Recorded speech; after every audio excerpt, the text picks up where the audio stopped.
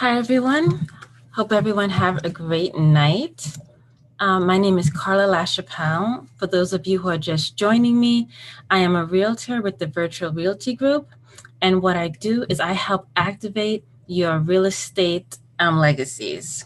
What that means is that through education, I help you and my clients um, actually begin their real estate journey. Real estate is one of the ways that people inherit. Actually, people accumulate wealth, and through a series of workshops or just lives and webinars, we will be discovering how you too can get on that path.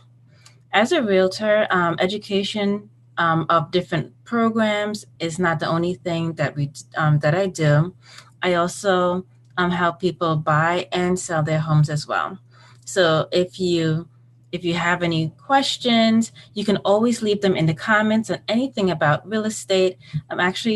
This week is actually dedicated to someone who actually asked this particular question. So I'm really excited to answer the question here live on Facebook. Is actually going to be a series of a series of lives, but we'll get right to that. So if you have any questions, drop it in the comments, and who knows, we might answer it right here live on Facebook next time. Well, in the next few days after we get through this. All right. So getting to today's topic, today we are going to talk about, this is part one on what is the debt to income ratio. The debt to income ratio is actually a very important part of qualifying for a mortgage. So let's get to the first slide. Okay, it's part one tonight. All right. In order to find out what is your debt to income ratio, I would like you to track all of your expenses for the next month. Okay? Or if you have already used a software, something like that, take a look at 1 month of your spending.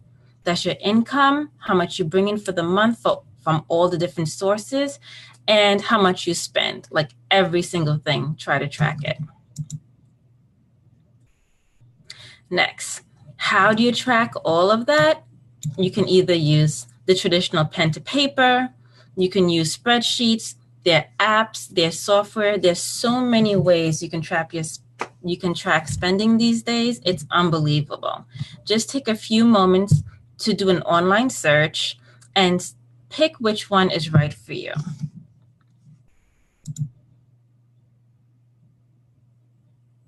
Okay. Next, once you choose a method of tracking your money for the month, you may want to say, okay, so what am I looking for? All right, you got your pay stub, you got everything else, and you are taking pictures of your receipts, you're writing things down, all of that stuff, okay? And you're putting it into the spreadsheet, which we'll look at a sample of one later. Okay, well, number one, you're looking for patterns.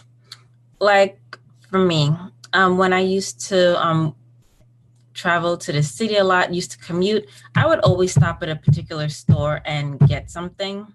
And I would do this like every day. And then when it wasn't one thing, it was something else. You know, little by little, like things add up. And sometimes like you do stuff out of routine. Like what are the patterns that you're finding after you look at all of your spending at the end of the month? Number two, how many times have you made an impulsive buy versus what you need? Again, me buying my favorite drink every morning, did I necessarily need that favorite drink? Not really, but I was so in the habit of getting that, I would just do it. It'll just be like a part of my day, even if thing. So that's just me. You got to think about what is your impulsive buys versus what you need.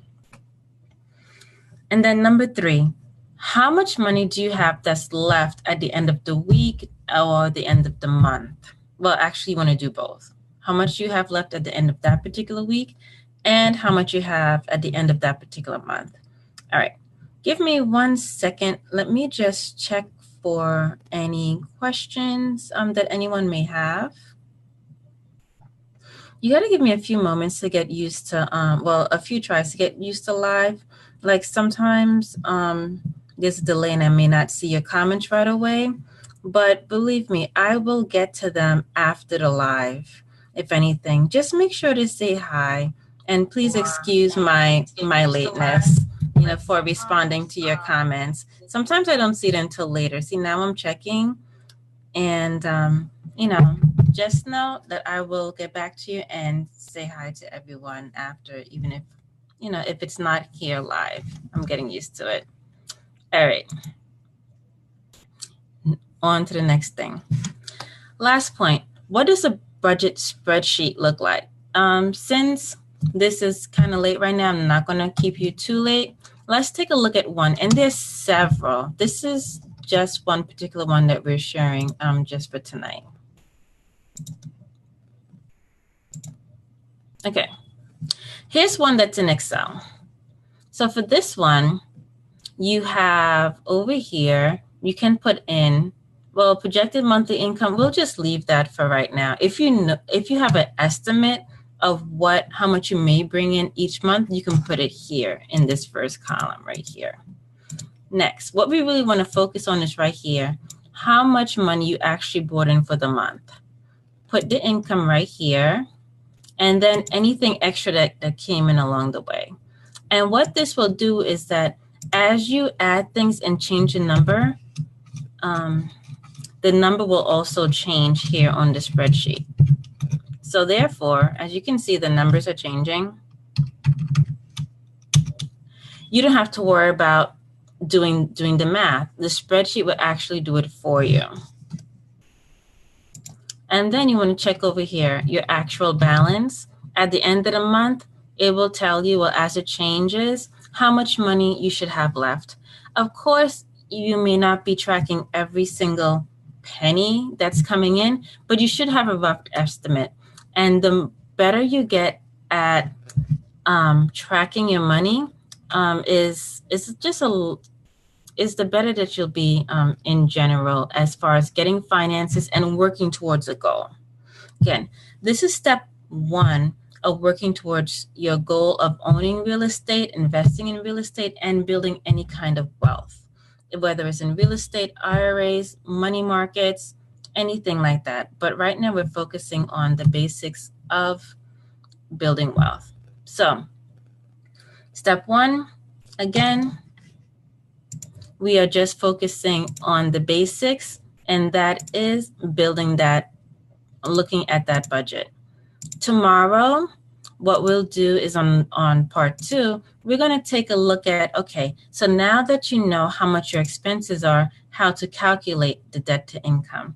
So again, you can use paper, spreadsheets, apps, software is up to you. And if you want, what you should really do eventually, after you get out of the do-it-yourself thing, if you would like to consult with a financial advisor, consultant, or some kind of financial professional to help get your expenses in order, they can really help you plan long-term, not just for real estate, but for retirement and all kinds of things. Because what we want to do is that we want our money to work for us. Like we work for our money every single day, but money can also work for you to benefit you in the long term. And in tracking money and putting in these particular strategies, and then taking the next step of learning about how money works and speaking to a financial professional to get more information or actually help you along the way, you can make sure that you're set for a lot of life's ups and downs. All right. So basically, we're not staying too long tonight. That's part 1 of the debt to income ratio. I will see you for part 2. Have a wonderful evening, and I will see you next time. All right. Bye.